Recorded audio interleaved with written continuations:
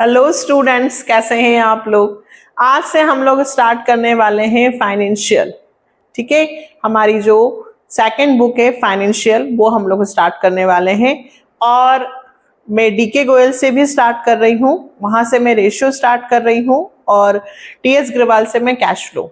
ठीक है, क्योंकि टीएस ग्रवाल के रेशियो के क्वेश्चंस आपके पास हैं और कैश फ्लो के क्वेश्चंस भी हैं, लेकिन स्टार्टिंग से क्वेश्चंस नहीं हैं, तो हम लोग टीएस ग्रवाल का कैश फ्लो स्टार्टिंग से करेंगे और रेशियो हम लोग डीके गोयल से करेंगे।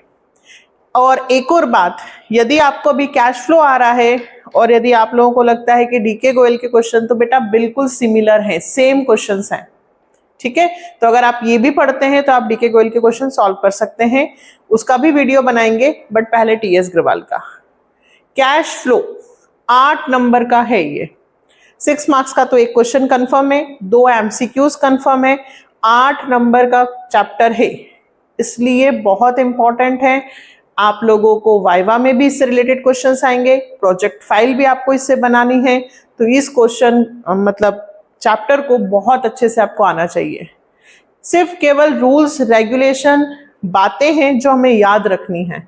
तो पहले तो आज मैं कंसेप्ट बना रही हूं और कंसेप्ट के साथ छोटे छोटे क्वेश्चन स्टार्टिंग से करेंगे बिल्कुल, तो 1 2 3 4 क्वेश्चंस भी हम लोग करेंगे टीएस ग्रवाल के नए एडिशन के हिसाब से।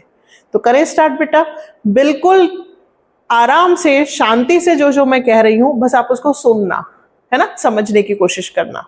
ठीक है, चलो देखो, सबसे पहले कैश फ्लो।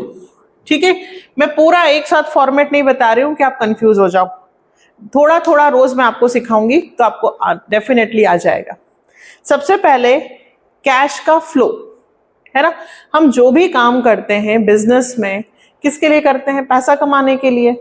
तो ये तो पता होना चाहिए ना कि हमारी फर्म में कितना पैसा आ रहा है और हमारी फर्म में से कितना पैसा जा रहा है, क्योंकि profit and loss balance sheet ये जो हम बनाते हैं उससे हमें प्रॉफिट के बारे में जानकारी होती है, ये पता नहीं चलता कि कितना पैसा आया और कितना पैसा गया। आपने 11th क्लास में बनाया trading account, profit and loss account, वहां से आपको क्या पता चलता है, ये कि आपकी फर्म ने कितना प्रॉफिट अर्न किया है ना। ये पता चलता है कि आपने सेल से कितने पैसे कमाए, आपने पुरानी एसेट्स को उसको बेचा था तो कितने का प्रॉफिट हुआ, उसे कितने पैसे आपकी जेब में आए। कैश लिक्विडिटी के बारे में नहीं पता चलता, लिक्विडिटी के बारे में पता चलता है हमें कैश फ्लो स्टेटमेंट से। तो कैश फ्लो स्टेटमेंट हमें कैश के बारे में बताता है कि हमने बिजनेस में पैसे कमाए है ना, इनफ्लो हुआ, या पैसे हमने गंवाए, आउटफ्लो हुआ। अब हमने रेशियो में जैसा कि हमने पढ़ा था बैलेंस शीट, ठीक है, वैसे तो अब आपकी जो बैलेंस शीट होती है वो इस तरह से होती है, इक्विटी एंड लायबिलिटीज ऐसा होता है, जिसमें आपको एक तो शेयर कैपिटल होता है, एक नॉन करंट लायबिलिटी होती है और एक करंट लायबिलिटी। ये तीन कौन सी साइड आते हैं, लायबिलिटी साइड। और एसेट साइड में क्या आता है, नॉन करंट एसेट्स है ना, नॉन करंट इन्वेस्टमेंट और करंट एसेट्स, ये आता है। ये टोटल लायबिलिटीज,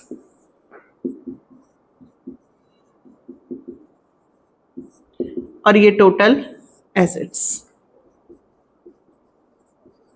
ऐसे बनती है हमारी बैलेंस शीट। ठीक है, अब सुनो, कंपनी है या फर्म है तो शेयर कैपिटल, शेयर्स कैपिटल में क्या क्या आता है, equity, preference, reserve and surplus, ये आता है। अब equity and preference share capital यानी कि शेयर्स, 11th क्लास में हम लोगों ने बिजनेस में पढ़ा था कि जब हमें पैसे की जरूरत होती है तो एक ऑनर फंड होता है और एक बोरोड फंड होता है। हमने पैसे कहाँ से अरेंज किए, जुगाड़ कहाँ से किया। तो यदि कंपनी शेयर्स इशू करके पैसे जुगाड़ती है, अरेंज करती है, तो हम उसे फाइनेंस, देखो हमें क्या पढ़ना है, बिजनेस में तीन तरह की एक्टिविटी होती है। एक होती है ऑपरेटिंग एक्टिविटी,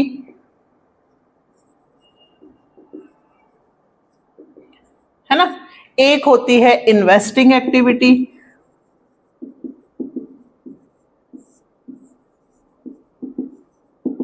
और एक होती है फाइनेंसिंग। सबसे पहले इनका मतलब समझे। यदि आप शेयर्स इशू करके पैसा जुगाड़ते हैं तो फाइनेंसिंग एक्टिविटी। यदि आप नॉन करंट लायबिलिटी में क्या आता है, long term loan and borrowing, यानी कि डिबेंचर्स, ठीक है। तो शेयर्स, लोन और डिबेंचर, ध्यान रखो बेटा, शेयर, लोन और डिबेंचर, इससे जब हम पैसा अरेंज करते हैं और अरेंज करने के बाद उन्हें हम इंटरेस्ट देते हैं, इंटरेस्ट पेड करते हैं, क्या करते हैं, interest paid on debenture, interest paid on shares, interest paid on dividend paid on shares, ठीक है। तो डिविडेंड, इंटरेस्ट, शेयर्स, डिबेंचर और लोन, याद हुआ। इनसे रिलेटेड कोई भी नाम आएगा तो इससे रिलेटेड जो वर्क होता है वो कौन सी एक्टिविटी में जाता है, फाइनेंसिंग एक्टिविटी में। फिर नॉन करंट असेट्स, जिसमें land, building, plant, machine, furniture और नॉन करंट इन्वेस्टमेंट, है ना। जितनी भी फिक्स एसेट्स हैं, बिजनेस में क्या होता है, सबसे पहले पैसे का जुगाड़ होता है, फिर उस पैसे से बिजनेस किया जाता है। बिजनेस करने में एक्टिविटी करंट एसेट्स और करंट लायबिलिटी, माल खरीदना, माल बेचना, सेल्स करना, उधार बेचना, नगद बेचना, debtors, creditors, outstanding expenses, current liability, prepaid expenses, current assets, accrued income. Current assets और करंट लायबिलिटी वर्किंग कैपिटल कह सकती हूं मैं, क्या कह सकती हूं, वर्किंग कैपिटल। पहले पैसे का जुगाड़ करना, फाइनेंसिंग, उस जुगाड़ से रोज के ऑपरेशन करना, ऑपरेटिंग एक्टिविटी, और फिर पैसा कमाने के बाद उस पैसे से असेट्स खरीदना, इन्वेस्टिंग एक्टिविटी। यही होता है ना, कमाना, लगाना, ठीक है। तो ये बिजनेस में, कंपनी में जो काम होते हैं, इस एक्टिविटी से डे बाय डे जो एक्टिविटी है हमारी वर्किंग कैपिटल, इससे रिलेटेड हमने जो काम किया उससे हमने कितना पैसा कमाया। ए, कैश इनफ्लो या आउटफ्लो, अभी सब सिखाऊंगी, स्टार्टिंग से कर रहे हैं, बिल्कुल बेसिक से। ऑपरेटिंग एक्टिविटी में हमने पैसा कितना कमाया, सेकंड इन्वेस्टिंग एक्टिविटी में हमने कितना पैसा कमाया, असेट्स को खरीदना और असेट्स को बेचना। फिर फाइनेंसिंग एक्टिविटी से हमने कितना पैसा कमाया, शेयर्स कितने खरीदे, कितने इशू किए और कितना डिविडेंड दिया। तीनों एक्टिविटी से जो हमने पैसा कमाया, गवाया, आंसर निकालेंगे। और फिर उसके बाद हम ये चेक करते हैं कि हमारे हाथ में जो पैसा है और हमारा ओपनिंग बैलेंस ऑफ कैश ये क्लोजिंग बैलेंस ऑफ कैश के इक्वल है या नहीं। ये बात की बात है। फिलहाल हमें अभी क्या सीखना है कि कितनी एक्टिविटी होती है, 3। इन एक्टिविटीज में क्या क्या काम आता है। आगे बढ़ते हैं। अब इनफ्लो या फिर आउटफ्लो, इसको जानने से पहले मैं आपकी बुक का पहला क्वेश्चन आपको बताती हूं जो इससे रिलेटेड है, एक्टिविटी से। किससे रिलेटेड है, एक्टिविटी से, ठीक है। फिर हम आगे बढ़ते हैं इनफ्लो और आउटफ्लो पे, क्वेश्चंस भी करते हैं साथ में आप और समझते भी हैं। तो टीएस ग्रवाल 2025 एडिशन के हिसाब से पहला क्वेश्चन देखो आपकी बुक पे। Identify the transaction belonging to operating activity, investing activity, financing activity, cash and cash equivalent. अब 3 के बारे में तो मैंने आपको बताया। कैश एंड कैश इक्विवेलेंट क्या है, कैश या कैश जैसा, पैसे या पैसे जैसे। तो कैश तो समझते हैं आप, बैंक आप समझते हैं, ये कैश है। और मार्केटेबल सिक्योरिटीज, ये भी कैश जैसा ही होता है। मतलब आपने सिक्योरिटीज परचेज कर रखी है और आपको पैसे की जरूरत है, विद इन कुछ ही समय में आप इसको कैश में कन्वर्ट कर सकते हो, ऑनलाइन ही कर सकते हो, है ना। और करंट इन्वेस्टमेंट, कौन से इन्वेस्टमेंट बेटा? करंट, जो जल्दी से पैसे में कन्वर्ट हो जाते हैं, नॉन करंट नहीं, करंट। ये चारों नाम याद रखना, ये चारों नाम आएंगे आपके कैश, ये दोनों तो कैश में और ये कैश इक्विवेलेंट में, नगद और नगद जैसा। तो फर्स्ट क्वेश्चन अपन ने देखा, सब नाम दे रखे हैं आपको बताना है इसमें से कौन सी एक्टिविटी का है। तो पहला पढ़ो, cash cell of good, operating. Cash received against revenue from service, operating, है ना। हम माल बेचते हैं, सर्विस देते हैं, पैसा रिसीव्ड होता है, operating activity. Cash purchase of good, operating activity, लिखते जाएं। Cash paid against service taken, operating activity. Patent purchase, non current assets, कौन सी एक्टिविटी में जाएगा? इन्वेस्टिंग। मार्केटेबल सिक्योरिटीज, कैश है। बैंक ओवरड्राफ्ट, अब बेटा बैंक ओवरड्राफ्ट, वैसे तो हम कहते हैं कि बैंक या बैंक ओवरड्राफ्ट, लेकिन बैंक ओवरड्राफ्ट जो होगा वो फाइनेंसिंग एक्टिविटी में जाएगा। बैंक ओवरड्राफ्ट का मतलब नेगेटिव बैलेंस, मतलब आपके पास जितना अमाउंट था उससे ज्यादा आपने पेमेंट कर दिया, है ना। तो बैंक ओवरड्राफ्ट एक्सेप्शन है, ध्यान रखना, फाइनेंसिंग एक्टिविटी में जाएगा। यदि बैंक ओवरड्राफ्ट इंक्रीज होता है दैट मीन्स हमने पैसे लिए हैं, अभी समझाऊंगी विद डिटेल में, अगेन फ्लो आउटफ्लो। अभी याद रखना बैंक ओवरड्राफ्ट फाइनेंसिंग में आएगा। आगे, proceed from issue of debenture, financing activity. Purchase of shares, अब सुनिए ध्यान से, purchase of shares, shares issue नहीं किए बल्कि खरीदे हैं। यहां कंफ्यूजन होती है बच्चों को, ध्यान से सुनना। आपने शेयर इशू किए हैं और पैसे का जुगाड़ किया है तो फाइनेंसिंग, लेकिन आपने शेयर्स खरीदे हैं, आपने शेयर्स खरीदे हैं, आपको डिविडेंड मिल रहा है तो इन्वेस्टिंग, इन्वेस्टमेंट।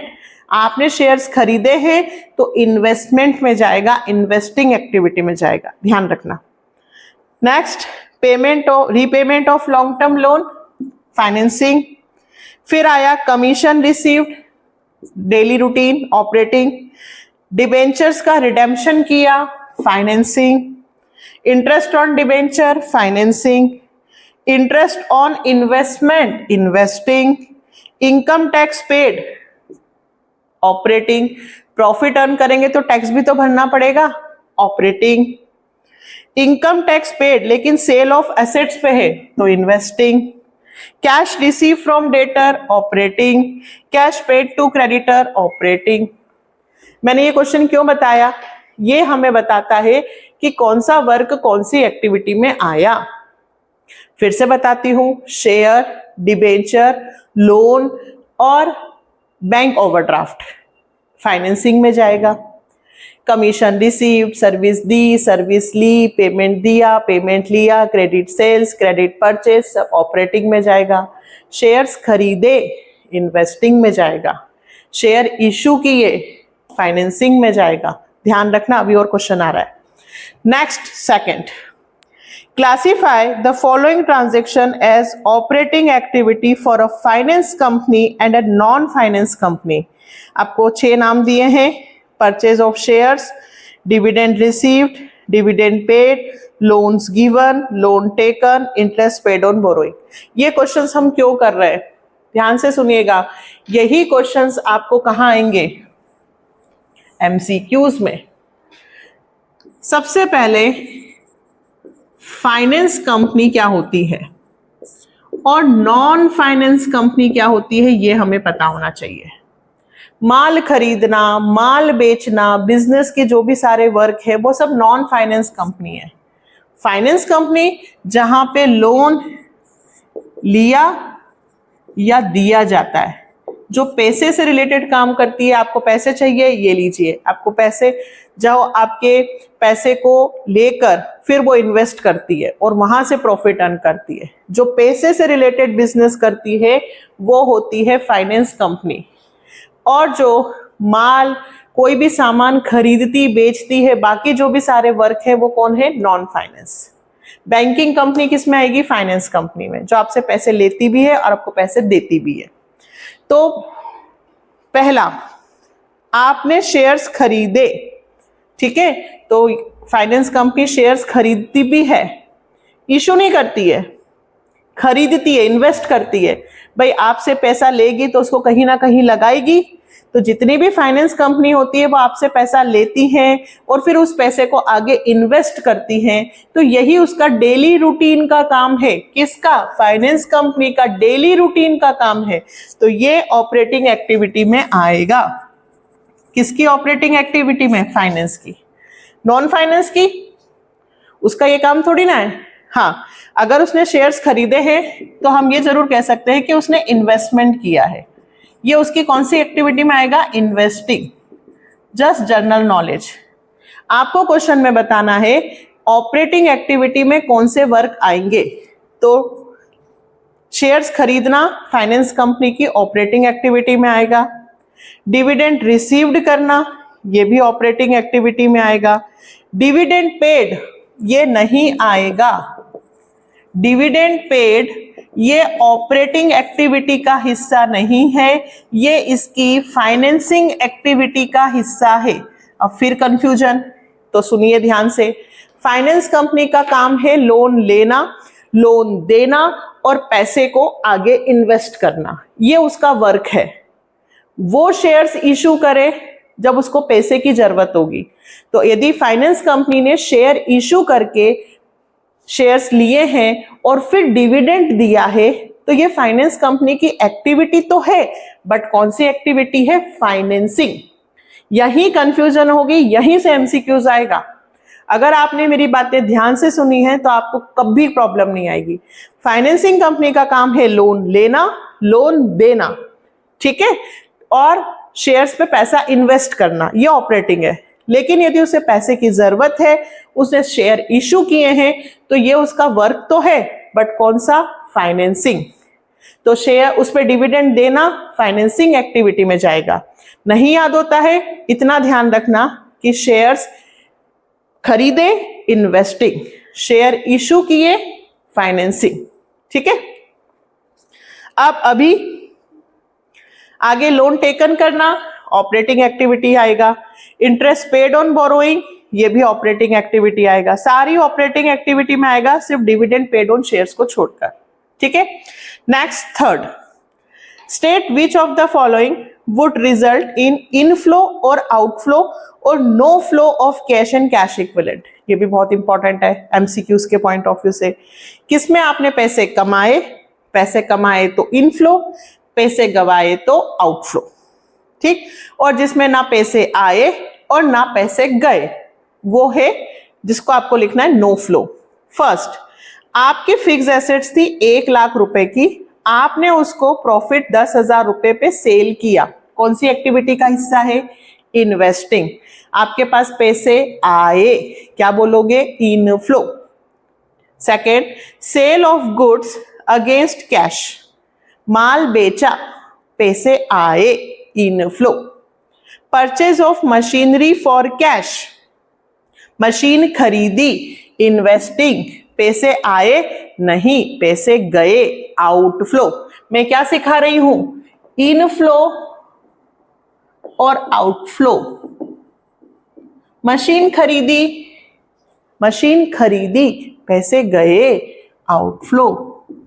मशीनरी परचेज की है हमने, क्या की हमने? मशीन परचेज, तो पैसे का क्या हुआ है? आउटफ्लो। सिर्फ ये बताना है पैसे आए या पैसे गए।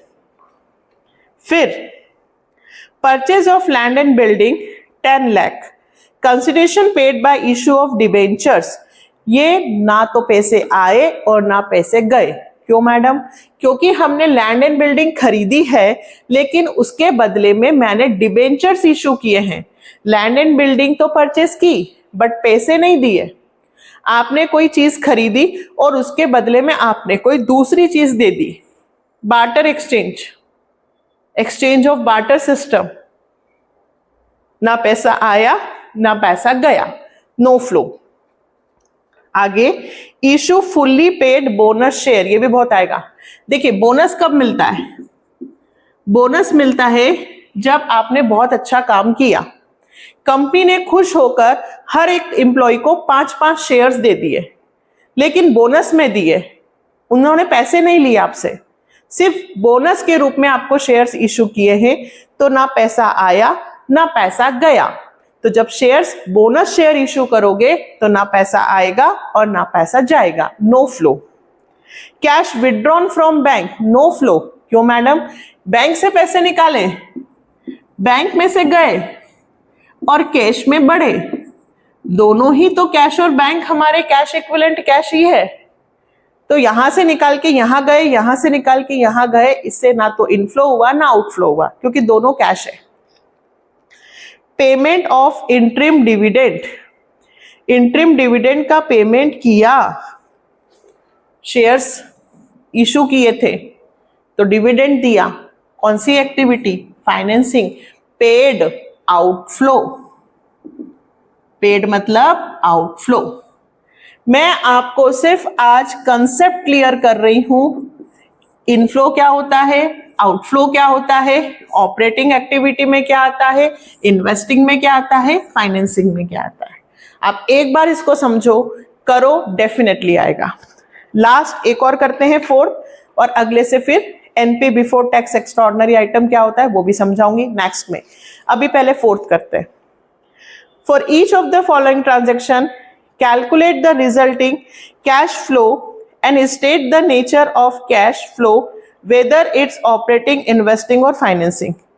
आपको सिर्फ ये बताना है कि आपने कितने पैसे कमाए, कौन सी एक्टिविटी में जाएगा, कितने कमाए और कितने गवाए। क्वेश्चन को देख रहे हो आप? पहले क्वेश्चन को देखो पहले।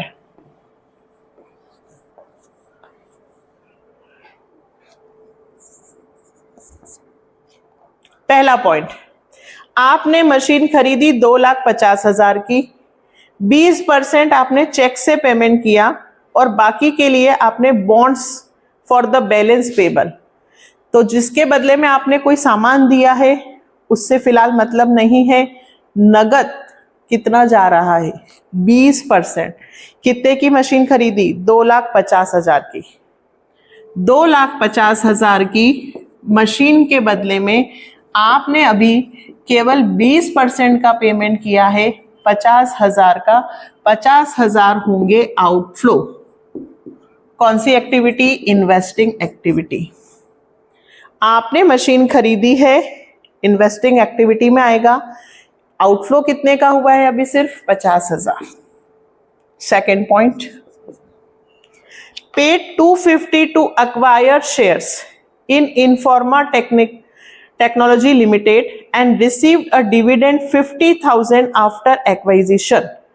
आपने 2,50,000 के शेयर्स खरीदे, पेड 250 टू एक्वायर शेयर्स।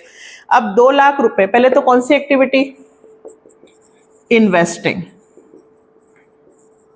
कौन सी एक्टिविटी? इन्वेस्टिंग। जब भी आप शेयर्स खरीदेंगे, परचेस करेंगे, इन्वेस्ट किया आपने, इन्वेस्टिंग एक्टिविटी। कितने रुपए इन्वेस्ट किए? 2,50,000। आपकी जेब में से कितने रुपए गए? 2,50,000। Purchase of shares. कितने शेयर्स खरीदे? 2,50,000 रुपए। 2,50,000 का क्या हुआ? आउटफ्लो। माइनस क्यों लगाया? क्योंकि बेटा जब पैसे जाएंगे तो माइनस, जब पैसे आएंगे तो प्लस। आपने शेयर्स खरीदे, आपके पास से पैसे गए, कितने? 2.5 लाख रुपए। फिर आपको इस पे 50,000 रुपए का डिविडेंड रिसीव्ड हुआ, प्रॉफिट आया, डिविडेंड रिसीव्ड। कितने रुपए कमाए? 50। 50 कमाए, 2.5 गए। फाइनली आंसर 2 लाख रुपए अभी भी आपका माइनस में चल रहा है, यानी कि कैश आउटफ्लो। यही इस चैप्टर में आप समझेंगे। यही समझेंगे। आपने 5 लाख की मशीन खरीदी, 5 लाख रुपए गए। आपने 2 लाख की मशीन बेची, 2 लाख आए, फिर भी 3 लाख रुपए माइनस में आ रहा है, मतलब कैश का आउटफ्लो। बहुत सिंपल है बेटा, यदि बेसिक क्लियर हो गया तो। आए गए, फाइनली बताओ पैसे कमाए या खर्च किए। Last, sold machinery of original cost 2 lakh. 2 lakh की मशीन आपने बेची, उस पे 1,60,000 का एक्यूमुलेटेड डेप लगा और आपने उसको 60,000 में बेची है, 2 लाख में नहीं बेची है। 2 लाख की मशीन की कॉस्ट थी, उस पे 1,60,000 का डेप लग गया, तो मशीन की रिटर्न डाउन वैल्यू हुई 40,000। इन सब से कोई मतलब नहीं है। आप तो सिर्फ ये बताइए कितना पैसा आपकी जेब में गया, 60,000 रुपए। क्या किया आपने? Sale of machine. कौन सी एक्टिविटी का हिस्सा है? इन्वेस्टिंग। मशीन बेची, खरीदी, इन्वेस्टिंग एक्टिविटी में आएगा। इनफ्लो हुआ है 60,000 का। कितने का प्रॉफिट हुआ, कितने का लॉस हुआ, ये सब हम आगे करेंगे। तो बेटा हम लोगों ने टीएस ग्रवाल के 1 to 4 बेसिक कंसेप्ट के साथ ये समझा है क्या कि कौन सा वर्क कौन सी एक्टिविटी में आता है। आज आपका सबसे पहले काम कि कौन सा वर्क कौन सी एक्टिविटी में आता है और किससे पैसे आते हैं और किससे पैसे जाते हैं। Salary paid outflow, salary received inflow, purchase of machinery outflow, sale of machinery inflow, purchase of share outflow, shares issue inflow. कब पैसे आ रहे हैं? जब पैसे आ रहे हैं तो इनफ्लो, पैसे जा रहे हैं आउटफ्लो। इतना ध्यान रखो, इतनी प्रैक्टिस करो। नेक्स्ट से हम लोग आगे स्टार्ट करेंगे। सबसे पहले हम क्वेश्चन लाइन वाइज ही करेंगे। ऑपरेटिंग एक्टिविटी का एक हिस्सा हम नेक्स्ट वीडियो में सीखेंगे, ठीक है। और इसके ऑलरेडी सारे वीडियोस भी बने हुए हैं। यदि आपके एग्जाम बहुत जल्दी है और आप लोगों को लगता है कि हमें बेसिक आता है, हमें एडवांस क्वेश्चंस करने हैं, तो मैंने PYQs भी कर रखे हैं कैश फ्लो के और बाकी सारे क्वेश्चंस भी कर रखे हैं। आप वहां से भी हेल्प ले सकते हो, ठीक है। और डीके गोयल वाले स्टूडेंट्स को बिल्कुल परेशान होने की जरूरत नहीं है, उनका पूरा पार्टनरशिप तो कंप्लीट है ही सही, और मैं बहुत जल्दी उनका रेशियो भी स्टार्ट कर रही हूँ, ठीक है। पूरी मेहनत कर रही हूँ बेटा कि हर तरह के स्टूडेंट्स को हर तरह से हेल्प कर सकूं। बस बदले में क्या चाहिए? आप लोगों का सपोर्ट, ठीक है। Support the channel and support to me. मिलते हैं नेक्स्ट वीडियो में बेटा। Bye, take care.